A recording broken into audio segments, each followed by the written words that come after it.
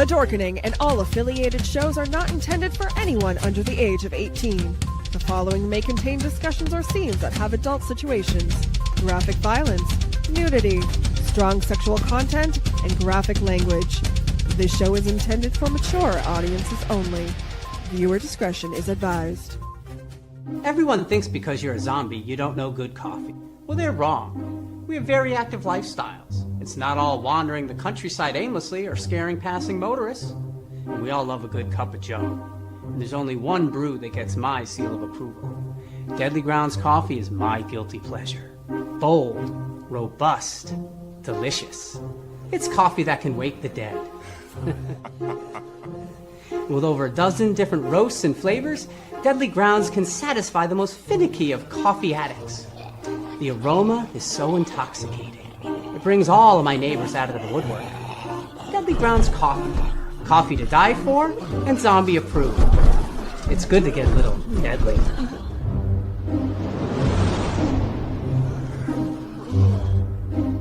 Use the front door!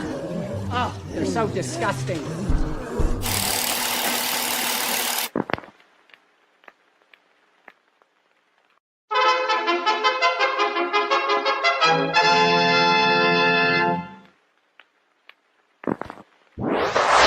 Persons under 18 will not be admitted.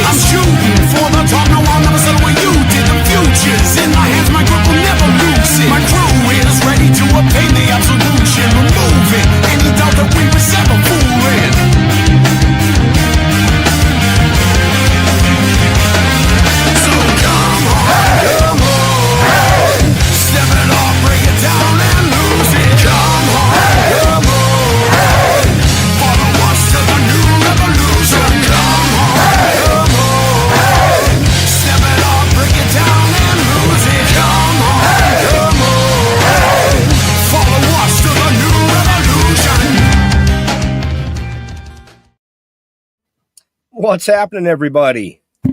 No, it's not Wednesday. It is Tuesday. But here we are anyways. Just gotta fuck with me, don't you? Did I say talk? That little voice in your head. Oh, man. Welcome to another kick-ass episode of Still Toking with. You know who I am.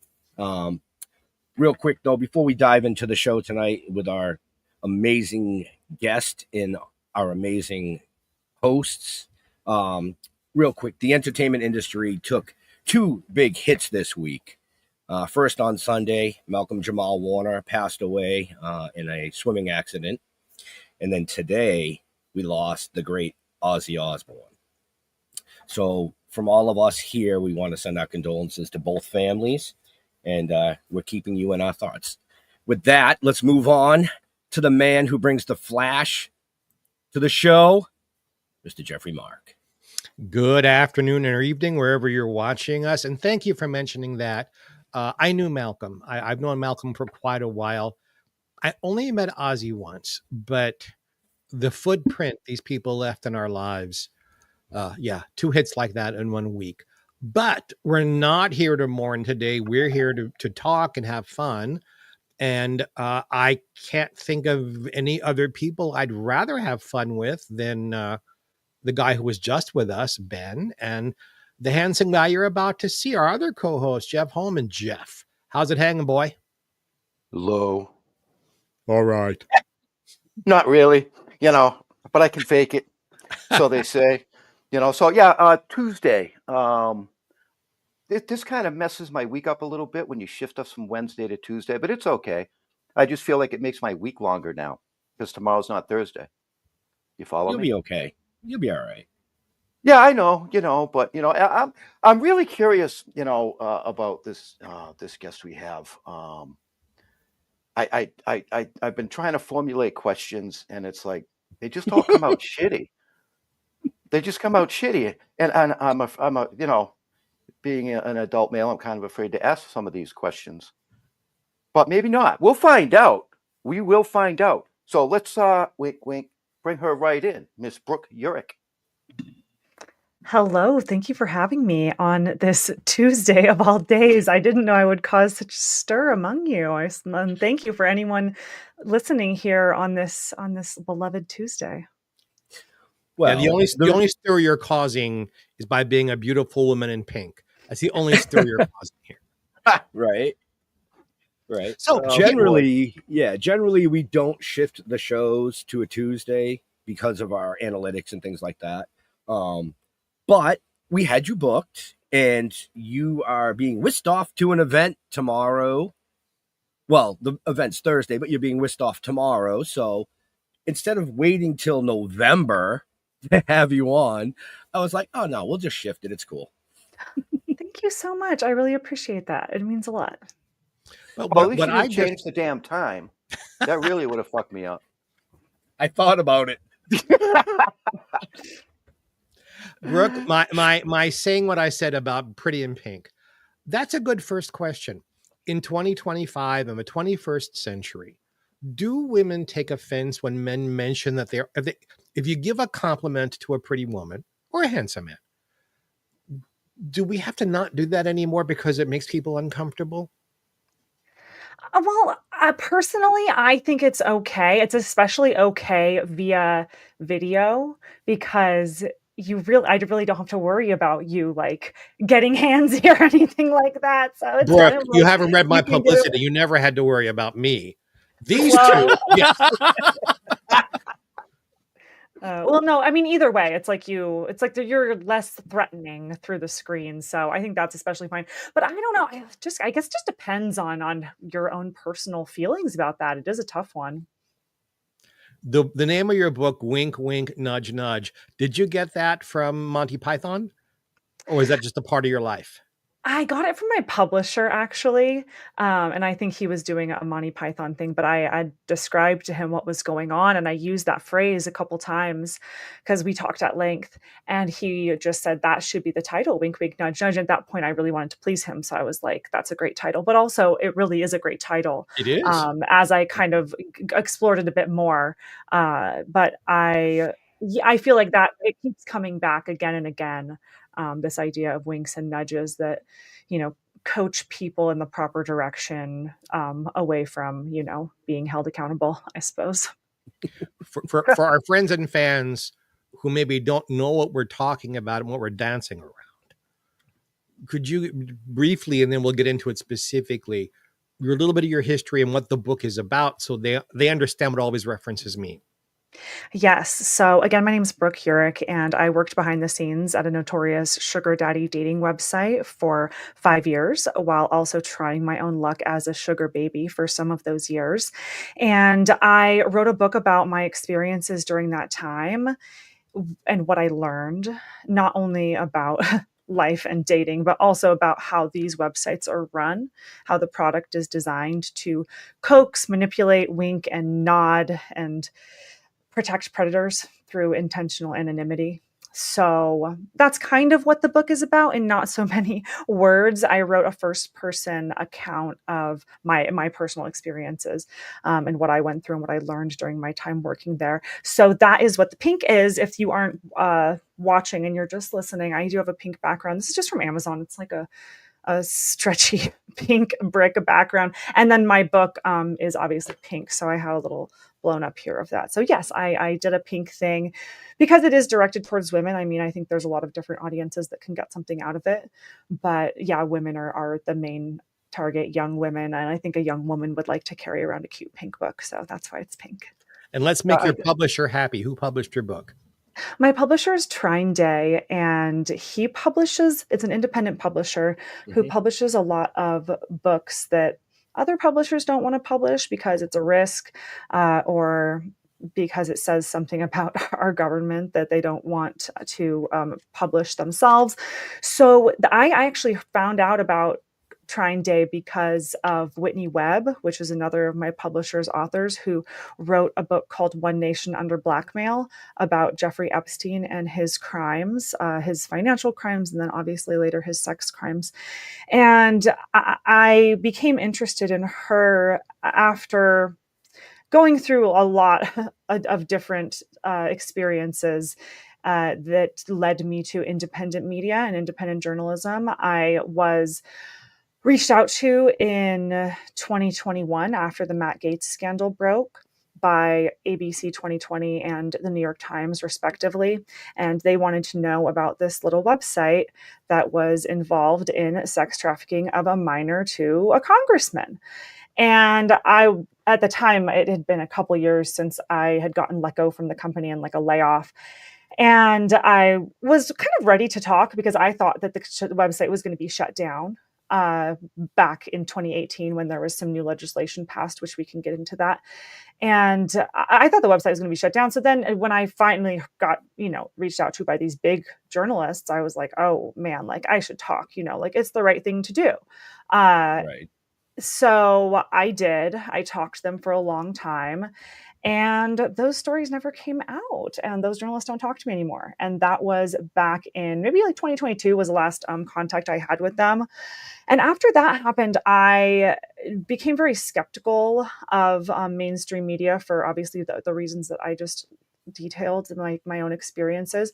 And that's kind of how I found Whitney Webb. And she was talking about her publisher at Trying Day, and I reached out to him and he was like, yeah, I'll publish your book. So, and that was, I'd already been trying to get my book published for some time before that, before I heard about him. So that's a little backstory. Sorry if I rambled there. Now, do you No. think that they just wanted to know your story so that they could get more information about this, but all along was going to bury it anyway? That is an interesting way of looking at it. And no, I just don't think it's that deep usually. I think it's kind of like what's the Occam's razor, like the most simple a possibility is probably the true one, which I just feel like people at the top of these organizations like it the way it is for whatever reason. And I think a lot of them, are predators themselves. And, they maybe like being able to discreetly pay underage girls for sex using a website that directly targets impoverished communities and destitute individuals. I think they like it. I think they like it that way.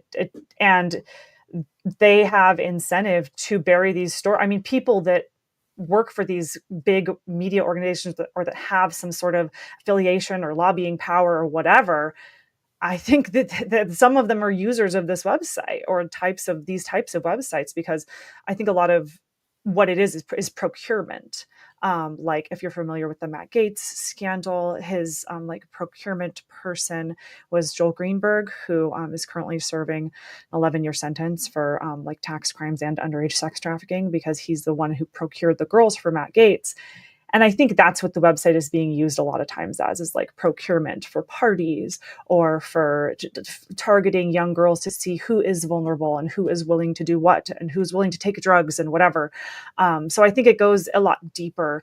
And I do think there are like some honeypot type situations that are being, I don't know, perpetuated on this website. And it's an anonymous website. So like everybody is anonymous, like your identity isn't connected to this, like by design. So it sort of uses the anonymity of the internet and kind of exploits it to the most evil and diabolical corners of a website you can think of.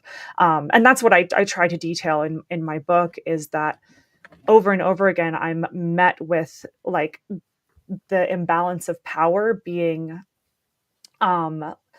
enhanced and facilitated and emboldened by like certain ways that the website is run, the marketing, and then just societal constructs and complexes that are designed to keep women having easy sex and working, because that's what I believe, is their goal. Oh. Now, do you Um, feel threatened at all by doing what you're doing and trying to bring this into the public's eye?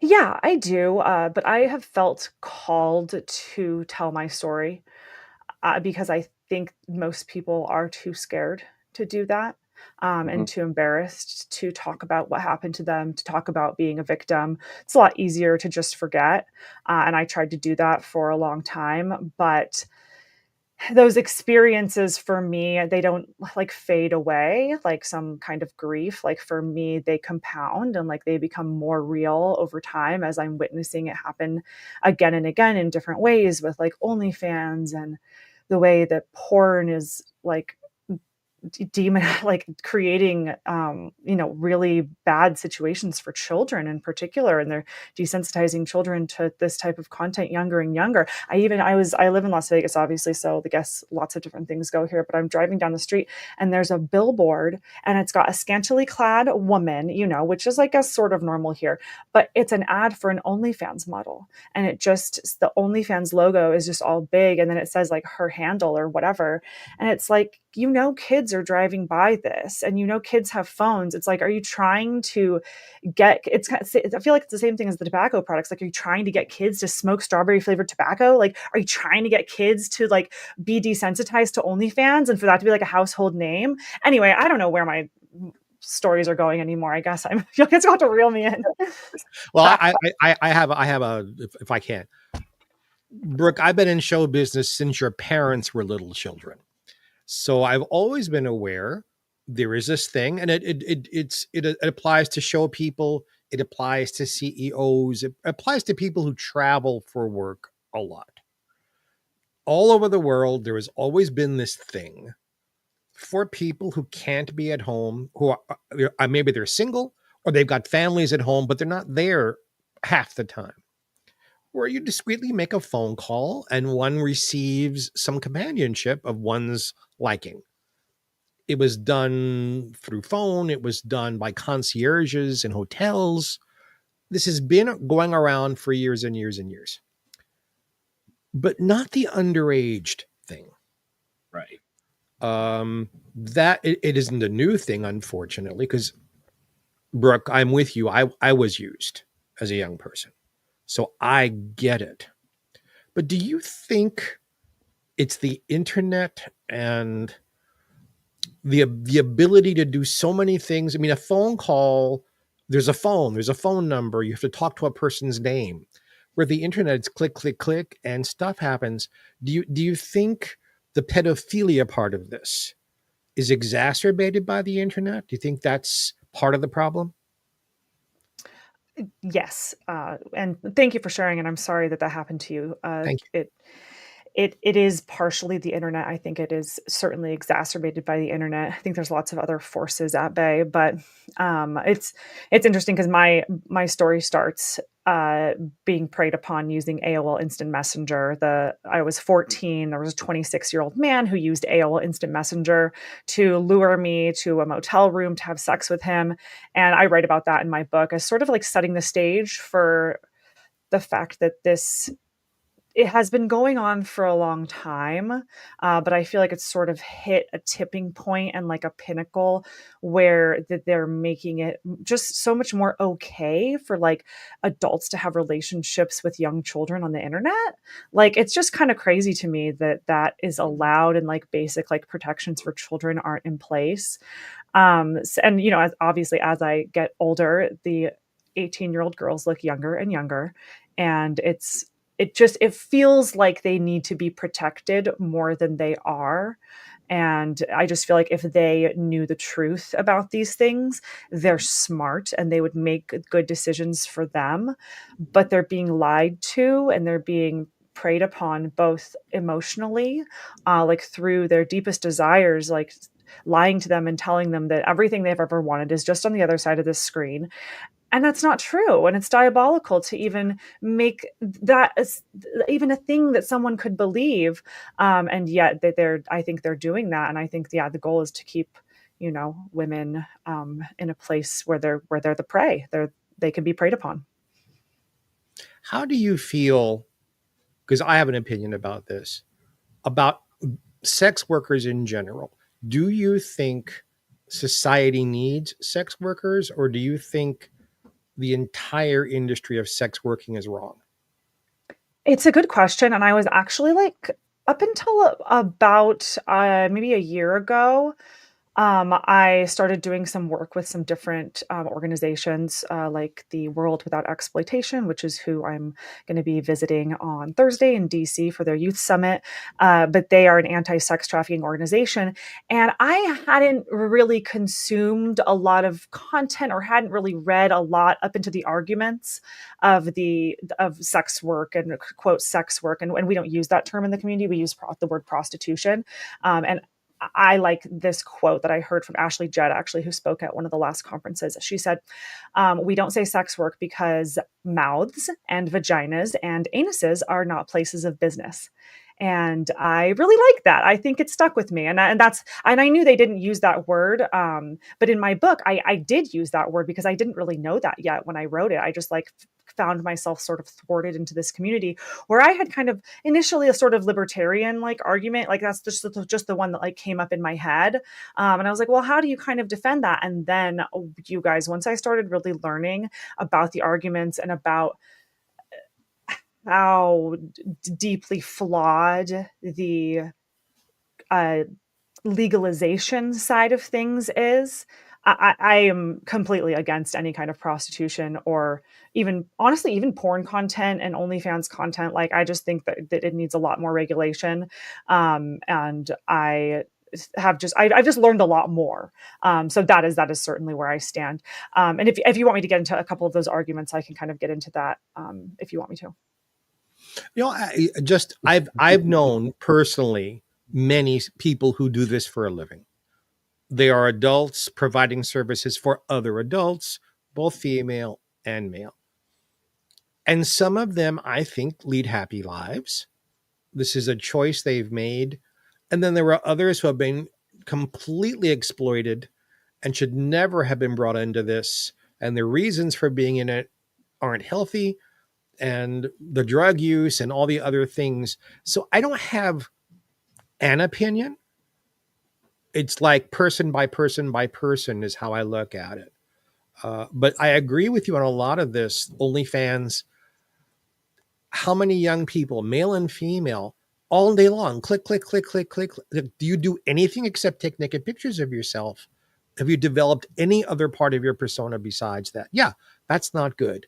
And people who live on porn, no sex in real life is going to be as good because it's a show. It's not real. It's a show like I Love Lucy was a show. And it's directed and it's produced and it's written and it's not real people having real sex. But what about the folks out there who just are socially backward?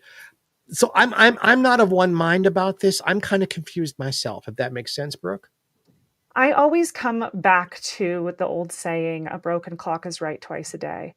And, just because it can possibly go right, and just because there are prostitutes out there who just love having sex for money and would love to do that, even if there was no money involved and would just choose that, I'm sure that you can find those cherry-picked case studies, but the majority of people are not like that. Most of them want to get out of it. Most of them are trafficked or forced to do it for the money. But also, the arguments for legalization, they exist in some sort of vacuum, which is like crazy to me. Because if you think about it already, like the supply of prostitutes is already not enough for the demand. So Yeah. if there were to be some sort of legalization effort, it would only lead to more problems and more people becoming sex trafficked and becoming victims. So even just on the merits of that, you really can't, there is no argument, in my opinion, for the one prostitute that just loves having sex for money. Like, I'm sorry, it just doesn't weigh out to me. So that's kind of where I landed. And that's just one of the kind of many arguments that I think the legalization side, it's the easy side. It's like the easy arguments. But when you start actually picking them apart, there is no argument for legalization, in my opinion, when it comes down to actual people being impacted. I think Yeah. men just need to masturbate more, and that'll just keep them out of trouble. Well, it's not even that. I think the masturbation and like the porn is like part of the problem because men in particular, and I mean, I don't speak for you guys, but maybe I speak for some men. It's a little bit easier to just watch porn and jerk off and do it that way rather than actually courting a woman and being involved in a romantic relationship in which like you have to like bring your emotions forward and stuff like that. Like I think a lot of men, and I'm not saying all men, but I think a lot of men don't want to do that. They would rather just masturbate to the porn. So, I mean, I think that's a problem too. I would prefer, I'm single right now. Maybe that says a lot. But I would prefer that my partner doesn't watch porn because I don't think it's just about getting a quick jerk off. I think it's a lot more damaging. And it's perpetually, more violent. And they keep feeding you more and more violent content. And it's also like free, like the content is free. So it really begs the question, like, are you the consumer or are you the product? Are they selling your data? Are they finding out about what you're into, about your deepest, darkest desires through this like porn? Like it's sinister. It's literally evil. Like it's like, can you not see that it's evil? Like I mean, I can see very blatantly that it's evil. So maybe I'm going off the deep end, as it were, but that's something I No, not at all. Not at stand all. strongly on. No. No, I mean, go ahead, Jeff. I just had my 38th wedding anniversary, and I married my high school sweetheart. So I understand, and most men don't get that opportunity, and the first thing that comes to mind is what just happened at the Coldplay concert that went international. Okay. Oh my gosh. I had to bring that up, you know what I mean? Because Dude, you're a mess. I think that for a lot of men, and I speak for myself. I'm very dedicated to my wife, but I'm also a man. You know what I mean? And my head will turn. I'm a guy. If we're driving down the street and she's actually pulled over, stopped the car, gotten out, and said, "Hey, miss, can you turn around? My husband wants to get a better look." You know what I mean? And that's just our relationship. You know what I mean? Because it's been so long that it doesn't even matter. It's 100% trust. You know what I mean? Bless your heart, Jeff, may I just say. Well, thank you, I think. Yes, no, I mean, I wish more men were like that, were devoted to their wives, and I mean, understand that, yeah, you are a man, and of course you're gonna have certain urges, but you're also devoted to your wife. So, pick your hard, pick your struggle. I think all three of us here are basically monogamous men who understand the bigger world of sex, but in our hearts and our souls, we're monogamous types, as opposed to players. And I guess it's not just men that can be the problem. I was going to go right. That was where I was going. Because I mean, there was can't remember her name. There was a woman. I don't know the exact the whole story, but from what I understand, she wanted to have sex with 1,000 men in a short period of time. Yeah, that's an OnlyFans star. I think that one's Bonnie Blue. The other one is Lily Phillips. And yeah, that was it. I mean, I don't get it. I don't understand that. That's what I'm talking about, is they keep pressing the limits and pushing the boundaries of what is acceptable porn content.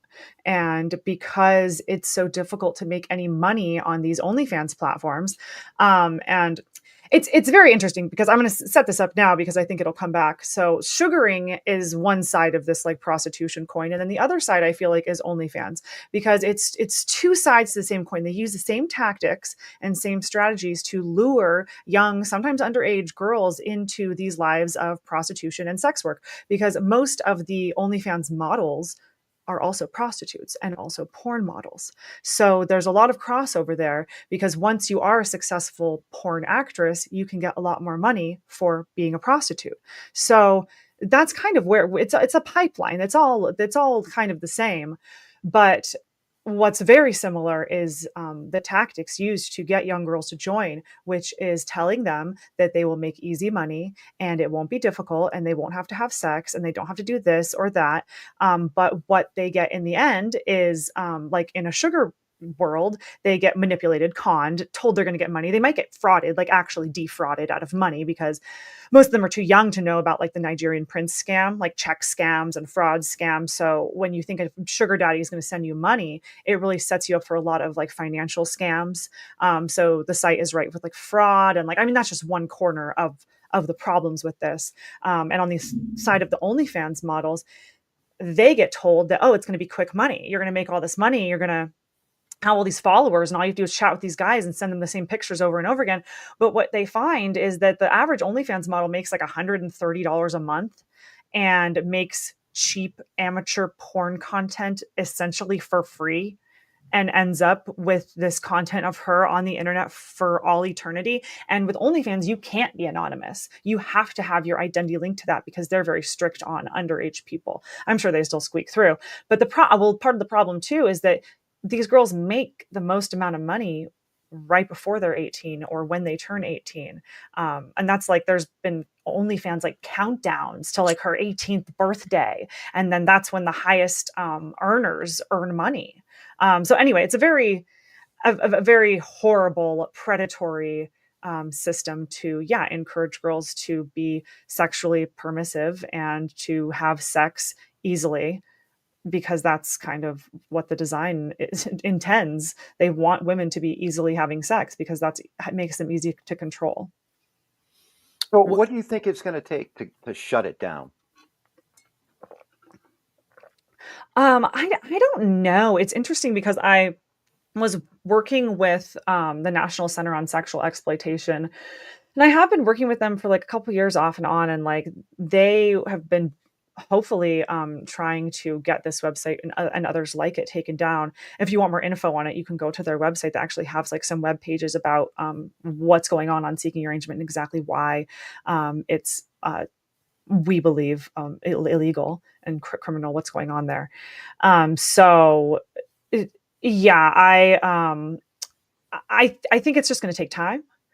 And there was actually a really interesting report that came out, the Matt Gaetz House of Representatives ethics investigation.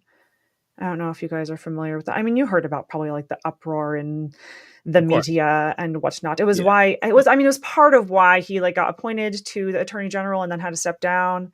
That whole debacle. Anyway, it was a whole thing. The news cycle, so much happened. It's like hard to even remember like the details, but this ethics report came out in regards to what exactly happened with Matt Gaetz.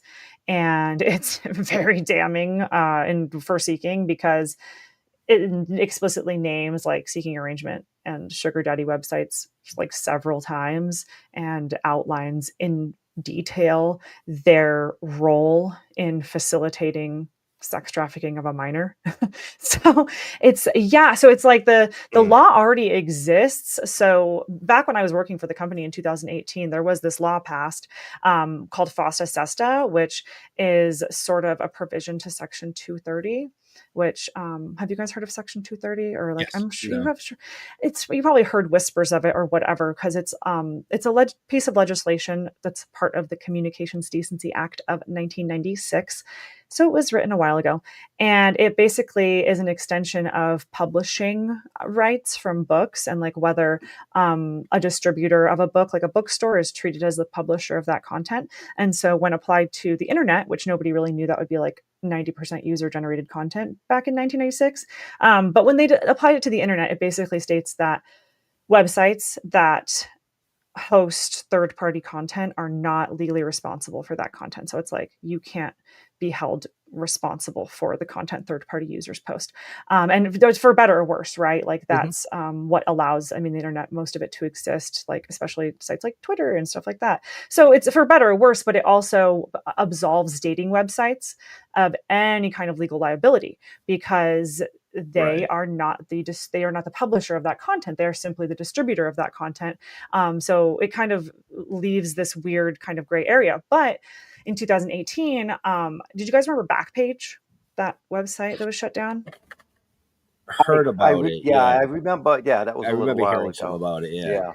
It was like an overt classifieds website for prostitution. So it was like $300 an hour, like this and that. And what happened was they were not reporting any kind of underage users to law enforcement. And so there was like a big flag put on them. And they got taken down basically. And it was part of this bill that was passed in 2018 called FOSTA SESTA. And it's the Allow Victims to Fight Online Sex Trafficking Act. And it basically says that websites that facilitate, assist, or support sex trafficking or prostitution are no longer covered by Section 230. And in effect, it shut down Backpage. But I don't know how else it's being applied, because when that happened, when that law passed, when I was working there, we were looking at it very closely, and we were like, oh, we could certainly be shut down based on what this says, because there's a lot of evidence of sex trafficking. I mean, you don't have to really look too far to find it. It's like in the news and in the House of Representatives ethics investigation, like and it's like a widely known fact. So it's like you really don't have to look too far to find that this is happening. So I don't know why it hasn't been shut down. It's like actually really crazy to me, which is why I guess I'm here telling you about it, Well, because I think that's messed up. I think part of the problem, at least in from what I'm looking at, is how much power does our U.S. government have when this is a worldwide issue? I mean, the owners of these websites could be anywhere. And how does the U.S. government control other countries' stuff like that? I mean, if you're in Nigeria and you put a website together and it's going to be something like this, how does the U.S. government come in and shut it down? I don't personally care what happens in Nigeria. I'm kind of all about the US of A. Right, So but I it's think still we can. out there. But it's still out there on the internet. That's Yeah, the problem. certainly. I mean, I think I think there's a couple main issues in my opinion. And the first one is that they're lying to young girls. So that's kind of my goal, is to tell young girls and boys, whatever, the truth about what's really going on. So I think that's the first part. And the other part is that they are being treated like a legal, regular website by companies like MasterCard and Visa, and being allowed to conduct like business as usual. And so, I mean, that's where I think you need to hit them where it hurts, is in their processing payments. I was going to And say like, that. Do you It's all think about the money. if MasterCard and Visa and Venmo and all these payment styles shut that down, do you think that would help, or do you think they're just going to find another way?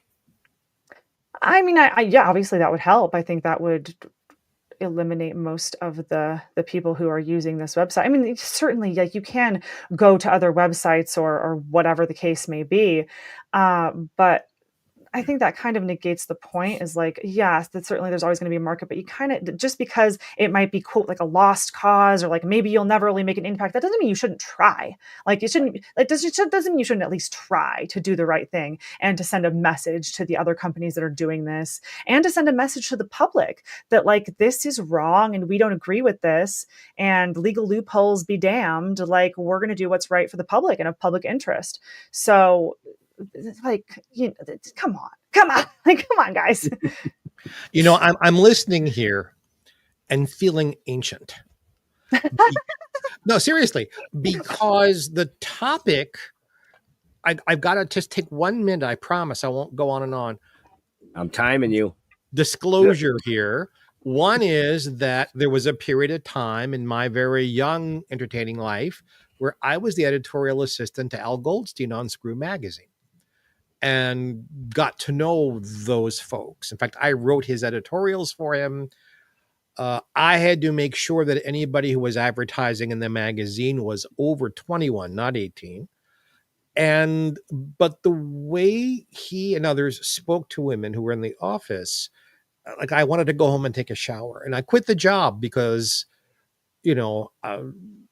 famous porn stars, I won't mention who, because they've had enough troubles, the way they spoke to women in the office, like, are you fucking kidding me? You're speaking to someone that way.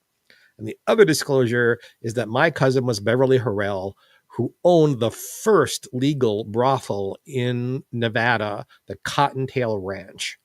And I got to see firsthand how that worked. And it made her very wealthy, but not very happy, and money issues. Let's just say her death was not an easy or happy one. And it was, I think, about money. So I'm just, my background is in like touchable real as opposed to the internet stuff, because you're fascinating me with like how badly this has gone. And I'm so sorry. I'm so sorry. But, and again, we've asked you how to fix this. I don't know, because wherever there's this much money to be made, rarely is there a fix, because there's too much money going to too many pockets. How do we educate under 21-year-old women and men? Because these days there are just as many men doing this for the same reasons, and they're getting hurt in exactly the same way. How do we educate the young folks so that when predators do their mysterious magic, they just say, and call the police?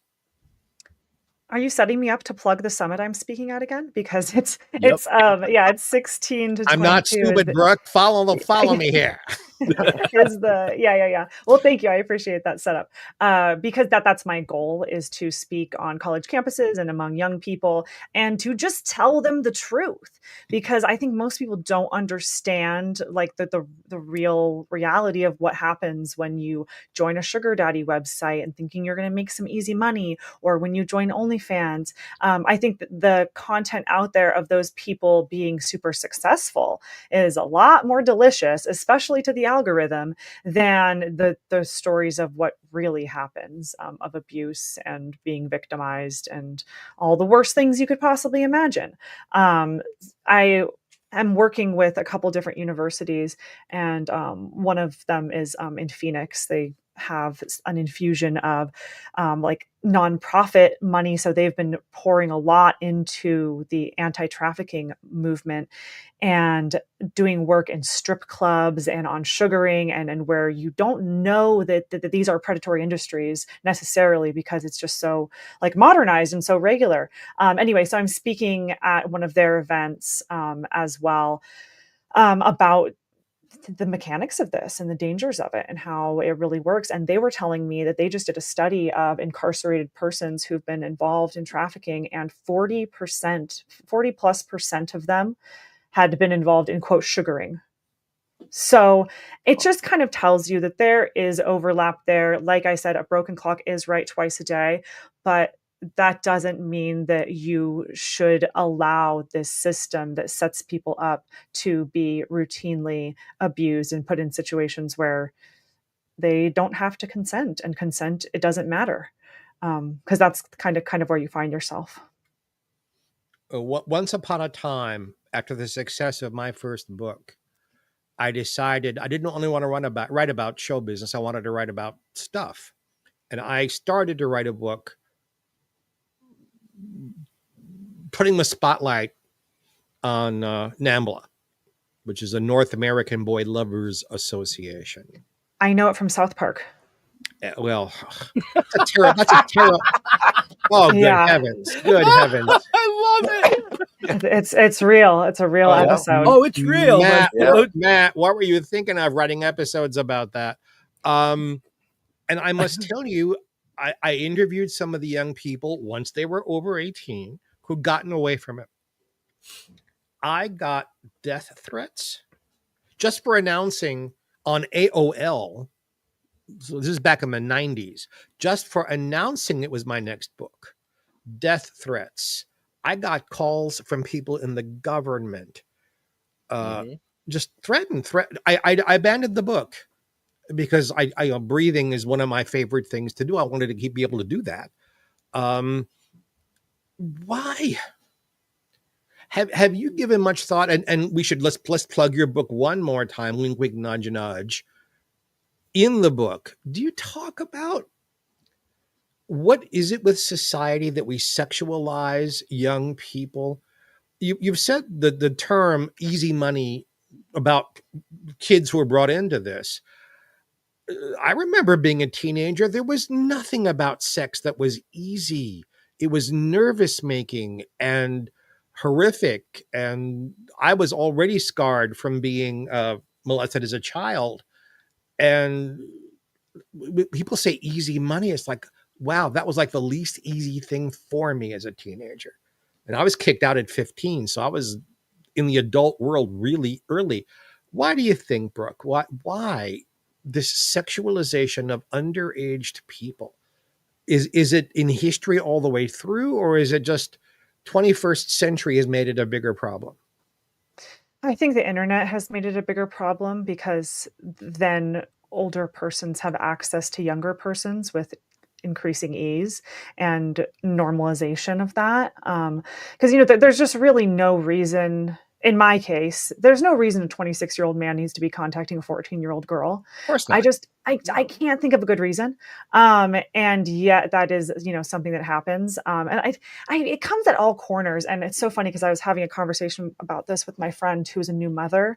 Her child's about 2 years old, and I don't have kids, but I have some friends who have kids now. And so we're talking about kids things.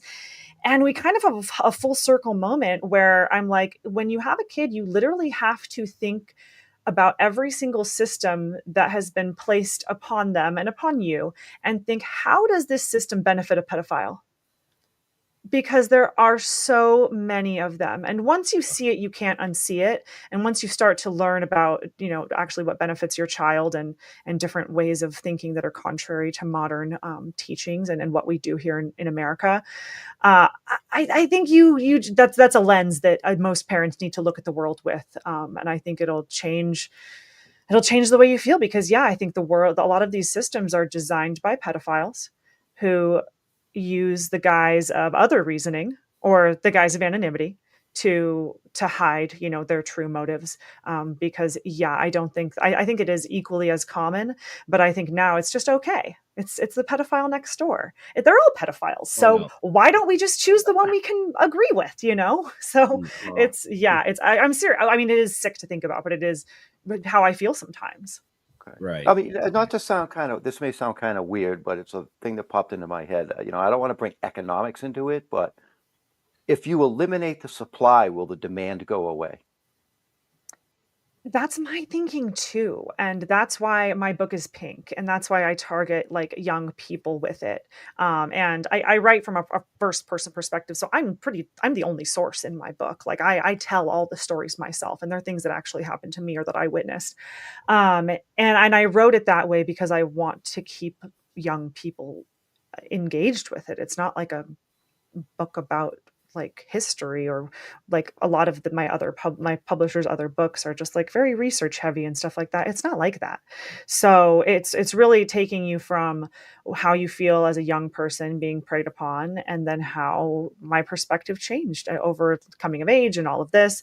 And that's why I wrote the book, is because I want it to get handed to young people who know about the evils, who want to make good decisions, but are being lied to and are told something different about how the world is versus how it really is. And so that's who I wrote it for. So hopefully they get handed my book, and that's how they make, I guess, maybe an informed decision, maybe not a better decision, but at least an informed one. Brooke, I'm do you going to jump in real quick. Oh, please, Ben, go ahead. So if anybody watching or listening is interested in obtaining the book, check the show notes up above or down below, depending on where you're watching or listening to us, because all that information is there. We haven't really got into Brooke's story, like what happened behind the scenes and all that, but we kind of veered away from that, I think, for a reason. We want them to purchase the book. Yes. So yeah, I think it's like a short book. It's not like you have to spend a lot of time on it, but I think the greater themes are what's more interesting, as opposed to like the individual stories themselves. So I think what we've talked about here is different, but also super important. There's I mean, this has one. been going on for a very, very long time, yeah. not just decades, but centuries, unfortunately. You know Oh, what yeah. I mean? I remember going to Italy and seeing some of these paintings. I mean, it's cherubs. They're painting children in these scenes. They just call them cherubs. So this has been going on, and some of those paintings are horrific. Nobody ever talks about that. I have photos of some of these paintings that are, in these, iconic churches and buildings and stuff. And if you really look into it, it was a problem back then too. It's been a I think problem all through history. Oh yeah. I just think, like Brooke mentioned, with the internet, it makes it too easy. 10 times easier for predators to obtain what they want. Well, yeah, it's created I'll tell you, I've got two daughters. They're both in their 20s now, but growing up, I've got two granddaughters now. But if a 26-year-old ever came near my 14-year-old, I'd be doing this show from fucking prison. I would be doing the show from prison. Jeff has Jeff down in the corner has known me for 38 years, and he would attest to that. I would not stand for that. You're taking me to what my next question was going to be. A great segue. We've spoken about government without mentioning anybody, but that government is part of the problem. And we've mentioned big business and money is part of the problem. And the internet is part of the problem. You know who we haven't talked about being part of the problem? Parents. Right. That's right. Brooke, how can so many young people be so sexually involved, perhaps obsessed, definitely used and abused? Where are the parents? Are they not teaching their children anything about sex or appropriate behavior? Do parents just, this generation doesn't care? Because the problem is getting with every generation larger and larger and larger. So just because anytime I have this kind of a conversation, it's like, all right, we're the fucking parents in this situation, a person, a situation. Tell me about the parents. And it's never Ozzy and Harriet. It's always people who didn't care, didn't know, didn't try. Brooke, talk to this, please. Yes, it's obviously partially the parents. I think we also need to look at the sex buyers. I think it's really important to look at where is the demand coming from, more so than even the parents, because you can't control what your child is going to do. You can try and guide them and teach them, but I think most of these parents are coming from places of quote sex positivity and feminism, which was what I was brought up on, which. When I look back, I think that those systems were put in place not to benefit me, but to benefit men, so that men could easily get sex with me for nothing. Would I be impertinent if I asked about your parents? I think they did the best they could. I have good relationships with both of them. Great relationships with my parents. My mom lives down the street. She's watching my dog tomorrow. My dad lives in San Diego still. We talk all the time. So it's not that I have a bad relationship with my parents or I don't like them or whatever. It's more so that the tools that they were supplied and what they thought would be beneficial for me was not true. And that's been something we have grappled with and reckoned with. But yeah, being put on birth control at age 13 and being told that, you can explore sexually, but just don't get pregnant, like that. I don't think that was the right route for a 13-year-old. But that's kind of what my mom was taught, was that, kids will be kids and at least they'll be safe, and you don't want to forbid something because then they'll just do it anyway. And so it led to a very permissive style of parenting. I think that's what a lot of parents kind of lean on, because the terms or how you define your parenting or whatever, a lot of times it's just to get you out of certain situations. You're like, well, this is the way it is and this is the way it should be. Instead of really examining those systems and thinking who does this benefit? And is this going to benefit my daughter to be brought up this way? And that's just one of the kind of revelations that I've had being, off the birth control and, awakened to a lot of these ideas and systems that I think kept me down for a long time. Yeah. I want to bring the schools up too, because schools need to do a better job. They're doing a lousy job when it comes to this subject. Well, they should hire me and have me come talk to their kids. I'll tell them what's good. We need to Right. get you a booking agent for being a Yep. speaker, Brooke. See, you need an agent for this. Thank you. Yeah, I have been working on this. I haven't found an agent who is willing to represent my unique niche yet, but yes, I would love that. If you know anyone, please send them my way. I actually just created my little speaker one sheet, so I'm ready with that because I've connected with some other speakers in the space. So I'm trying to like kind of follow in their footsteps and do some more speaking engagements. But yeah, as of right now, I only have the 2 that I mentioned booked. All right, friends in show business, this beautiful young woman, where is she? There she is. Needs an agent, needs a booking agent to get her on the speakers tour. So let's help her out. And as Ben will say later, above and below, you can see the contact information. And Brooke will tell you later how to find her on public media, et cetera, et cetera. So let's get this lady working because her word needs to get out there.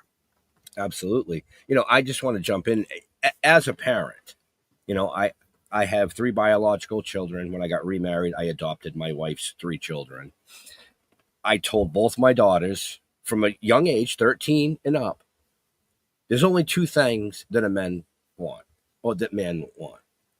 Your shirt and your pants. If they tell you they love you, they're fucking lying. When you get out of high school, then you might find love. Well, Jeff, you were an exception because you were in high school. Well, yeah, but I also had a 100% Italian father-in-law when I was dating his 14-year-old daughter. Right. Okay. And when I get called into the room and he sits me down and he points at me and he says, the only reason you will go out with my daughter is so that you can fuck her. That's what he said to me. Yeah. I had to prove that I was a man. It took 5 years. Right.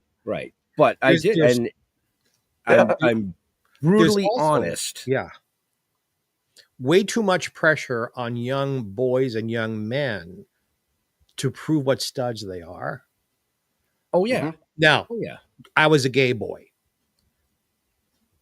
My family thought if they could introduce me to sex as early as possible, that the minute I would see breasts and a vagina, I would just turn straight. So I was exposed to pornography and so maybe I'm an exception, but I think most of my friends had that, hey son, when do you get laid? Hey, come on, kid, show us. And the locker room talk and the gym and how boys speak to each other, there's huge pressure there to be sexual before I think any young person is emotionally ready for it. Does that sound true to you, Brooke? Mm-hmm. Yes. And I think it all starts with porn and being introduced to porn at increasingly younger ages. I think that's by design too, is like they want kids to be looking at porn so that they're willing to have sex with adults. I don't know. Back in my day, it was a Sears catalog. So, My day too. Right. My day too. They had underwear for men back then too. I looked. Yeah, I can't remember the first time I saw porn. I don't think I watched porn as a young, as a very young person, but I know that that's super common. I'm actually looking forward to the plug in the summit again, the youth summit that I'm speaking at. The opening keynote is a 20-year-old who got addicted to porn at a very young age. She talks about her experience being like desensitized to it and what that was like being a child addicted to porn. Like that's a crazy thing to me. Like that's such a like talk about feeling old. Like that's such a far out thing to me that even I can't fathom being 10 or 11 years old and being addicted to porn like that. That's diabolical to me. Like that's like literally the demonic. Like that's so bad. No, still eating mud pie at 10. Literally. Brooke, I was lucky, Brooke. I had grandparents whose morals were so solid, good in a good way. I was offered all kinds of stuff because I was 15 on my own.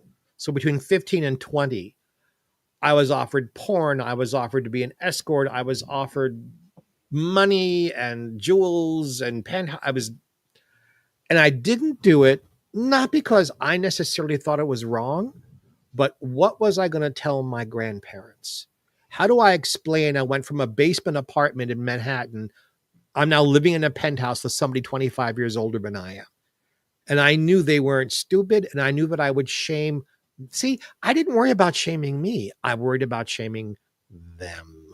That's why I'm asking about the parents, because there should be that thought in the back of kids' heads. And nobody seems to have There's that. not. There's not anymore. You know, I mean, like I said, I raised 6 kids. Most of them all turned out pretty good. But between the ages of 13 and even now, the 24 and 25-year-old, but they're going to do what they want to do. So the only thing you can do is try to steer them away from it, but be honest. Be honest. I mean, 14 years old, you're not in love. He wants what's in your pants. It's that fucking simple. And if they're 10 years older than you, don't let me find them. It's difficult to monitor those things, I know, as parents, but I think it starts with just being honest about being a victim yourself. Because I think if more parents, because I mean, it's 1 in 4 people, right? Like there's a lot of victims who are parents, but they don't ever talk about those experiences.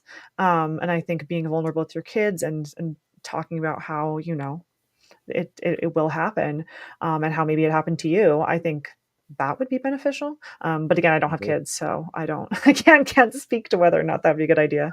No, it's why I talk about my experiences, so that maybe someone listening can pick something up. By the way, a tip, Brooke, as a speaker, when you talk about the company and you parting, perhaps laid off is not the best term to discuss leaving. I mean, I agree. I usually don't say that, but if you want me to get into why, it's a little bit interesting. Please. Which I is made my joke. Now tell us the story. Yeah, I mean, in my opinion, I think after the FOSTA legislation, they were cleaning house, so they could easily evade or obfuscate their liability, or say that, oh, we used to do that, we don't do that anymore. Look at all these people we fired, who were doing that, but now we don't do that anymore, sort of thing. So yeah, I mean, I kind of think it was me and a lot of people who weren't drinking the Kool-Aid anymore, or who had things to say about the way the site was run. So yeah, I mean, you'll have to read about it in my book, but yeah, like 12 of us were let go. And I thought it was the beginning of the end. Like, I thought the website was going to be shut down because of the legislation that was passed. And just like the temperature internally at the company was paranoid, like terrified. So it's like you kind of just assume that things are going to work out that way. Like, that the arc of the moral universe is long, but it bends towards justice and all that jazz. But yeah, I guess we're still working on justice. So here I am. Oh. Now, is that company still in business today? Yes, and they have Wow. completely shed their skin, revamped their public image. Now they advertise on Snapchat and Instagram and pretend that they're not doing exactly what they're doing. Wow. Yeah. Those people, I can just say, Can't wow, that's trust all I can nothing say. anymore. Can't trust anything anymore. Yeah, and I think if someone is thinking, oh, well, you're just a disgruntled employee, I would say, like, yeah, obviously I'm disgruntled. Are you not? Like, is Right. it okay with you? Like, if this is all okay with you, then it sounds like you're on the side of the predators. And so this isn't about like me versus you anymore. This is good versus evil.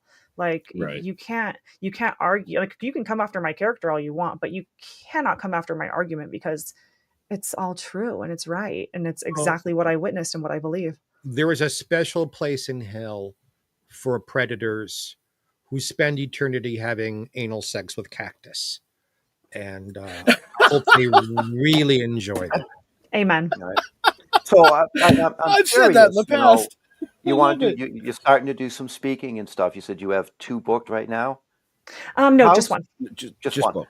Yeah. How many places have you reached out to, and who are you reaching out to get these engagement?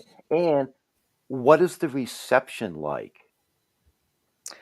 Thus far, it's just been people I've met along the way. So I work with a couple different nonprofits, anti-sex trafficking organizations, who reached out to me actually because they find what I have to say impactful and interesting, and they want their audience to understand how predatory these websites truly are. And that's kind of how I've been forging my connections thus far. I was trying to reach out to different like program centers and like student centers because I really want to do college campuses. Like I think that's where I can make the most impact. But I am yet to actually do any college campuses. I do have one booked in October, the one in Phoenix. Well, college campuses are fine, but I'm thinking more the high school level. Oh yeah, I was just gonna Yeah. say Because you even gotta middle catch these school, kids, eighth when they're grade, man. 13, 14, 15 years old, Yeah, not when they're 18 and 22 in college. That's just what I'm yeah. thinking. Now I'm curious how the school, like if you reached out to your local high school in your area, would they be open to having you come in and do a talk? I imagine they might. I'm sort of hoping to not do it for free. So I feel like a lot of times the budgets are with colleges and universities. And I do feel like the impact is like it's almost not, I think it's not quite age appropriate for most high schoolers. Maybe once you hit like 17, 18, it might be age appropriate, but I really Okay. wouldn't want to hit like too young of kids with this It makes because sense. Yeah. it's again, it's like you don't want to desensitize to them to that kind of thing too soon.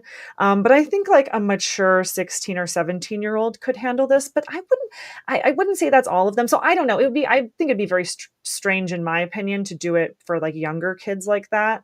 And I personally think 18 or like maybe 17 to like 22, like that age range is when you stop getting money from your parents usually and you start having to provide for yourself.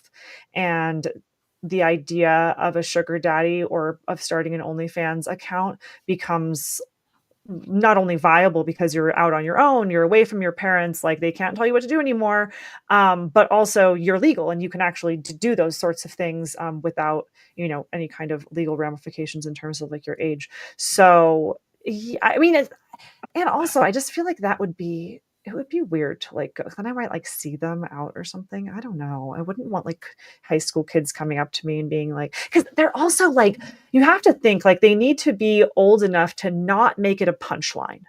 And when you're too young and you don't really understand it, it's just a funny thing. Well, As Brooke, opposed, I will tell you, I've gone back to my high school and spoken about this. And oh that's the only wow. reason I'm interrupting you is, uh, yeah, there were one or two wise guys who opened their mouths, uh, who said, "Oh, well, I want to be a male prostitute a porn star when I grow up." And my answer to them, once the laughter died, was, "Then you better be the best male porn star there ever was. Because what I'm looking for you to do is do your best at whatever it is you want to do." So I turned his joke into, "All right, motherfucker, I hope you're well hung and make lots of money and don't be a jerk." But for the most part, the teachers and the kids, they were very quiet hearing about some of my stuff, but respectful. So, have a good long talk with some of these speaker bureaus, and maybe they can get you speaking gigs so you can go places that don't pay and you can balance that out for yourself, because what you're talking about needs to be heard. You also need a publicist, but that costs money. So speaker first, publicist, and we're going to make you a star, Brooke, is what I'm trying to tell you here. She's So already made herself a star. Stop. No, thank you. I appreciate you. I mean, I have not gone hard on this in marketing wise. Truthfully, I thought there was going to be some different productions and things that happened that ended up not happening and kind of setting me back in terms of getting the word out there about this story and about this book. But I am hopeful and patient, and things happen in divine timing. So I'm just kind of waiting for that. But yeah, of course, I love all that advice and thank you. And yes, book me. I have a last question. Is your book rated? No, it's not rated. I don't think he did like a rating or anything like that. It's an independent publisher, so I mean it is on Yeah. like Audible. I actually did the Audible myself, like the recording of it and produced it and edited it myself. Okay. Is it Um, something a 13-year-old girl should read? Um, if she is mature and she's already like entered that world, then like sure. But I wouldn't give this to like your average, what I want to believe is like average 13-year-old who's not really exposed to that sort of stuff. Like if it's something she's already kind of thinking about, that's who I really want to get handed this book, is someone who is thinking about making the OnlyFans account or thinking about getting the sugar daddy, or maybe she's been on one date with the older guy but nothing's really happened yet, or maybe she's been to a couple parties where she's brushed the edge of being trafficked. Like it's kind of like for people who might be wondering why it's wrong. Like they're not quite sure, like they haven't quite made up their mind yet. So yeah, that's who I think it can help the most. All right. Well, Jeff, you asked your last question because we are way over time here, but Mr. And on Jeffrey a Mark. Tuesday. And on a Tuesday. Mr. Jeffrey Well, Mark. something was going on because I don't know if you guys saw the light bulb blew behind me. Is that what happened? Yeah. I had a I thought it was just you. It's the incredible heat you give off, Jeff. Just Yeah, I wouldn't go with that either. No, it was Ozzy. It was Ozzy. It was the Lord of Darkness. Yes. And we are running late. Brooke, is your book available on Amazon? Yes. Yeah, Amazon, Barnes and Noble, and Audible. It's in the show notes. Okay, look at the notes up and down. But just I'm an author of several books. This is what you do. You tell people where they can find your fucking book. So go to your website. They can see some of your podcast episodes as well. Absolutely. Yes, if you want to hear more of my voice, Audible or YouTube. Mm-hmm. Which is also in the show notes. It is. Oh, amazing. You're the best. Oh, Ben's trying to shame me. You have to try harder than that, kiddo.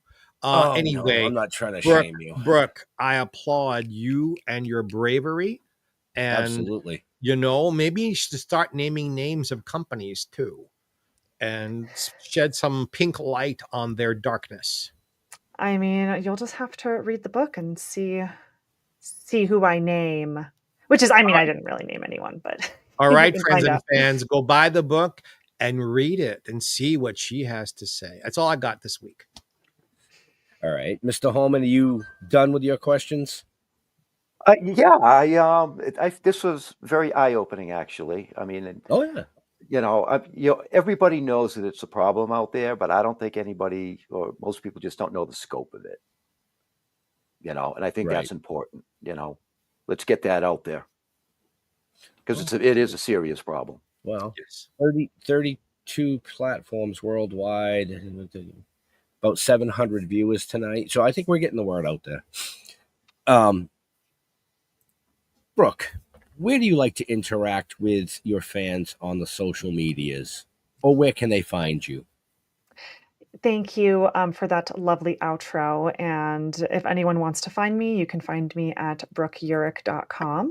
I'm on YouTube under the same name, or Instagram. But yeah, feel free to DM me or reach out to me. And yeah, if you have any ideas about the bookings, let me know. Excellent. Mr. Jeffrey Mark. Well, same question. I can be found Jeffrey Mark. You see the spelling right there on Facebook. Jeffrey Mark Showbiz on Instagram. Mr. Jeffrey Mark in LinkedIn.